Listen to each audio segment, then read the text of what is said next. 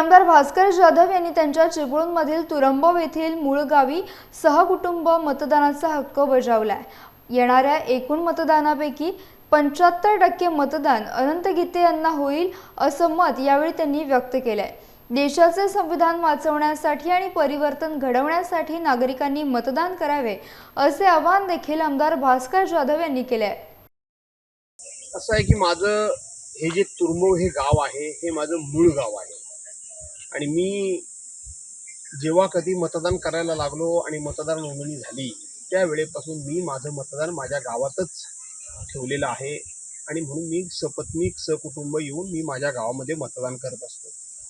मतदान हा लोकशाहीचा एक उत्सव आहे आणि हा उत्सव साजरा करण्यामध्ये गावातील सर्वसामान्य माणसांबरोबर आम्हाला खूप आनंद वाटतो, खूप मौज मजा वाटते। आणि या वेळेला या निवडणुकीमध्ये मी जे सांगितलेलं आहे की माझ्या ग्वाहागर विधानसभा मतदारसंघातून अनंत गीते यांना किमान 70% होणाऱ्या मतदान मी देईन असं सांगितलं होतं, परंतु आज माझा कॉन्फिडन्स वाढलेला आहे। मला असं वाटतं की होणाऱ्या मतदानाच्या 75% मतदान हे ग्वाहागर विधानसभा मतदारसंघातून अनंत गीते यांना मिळेल।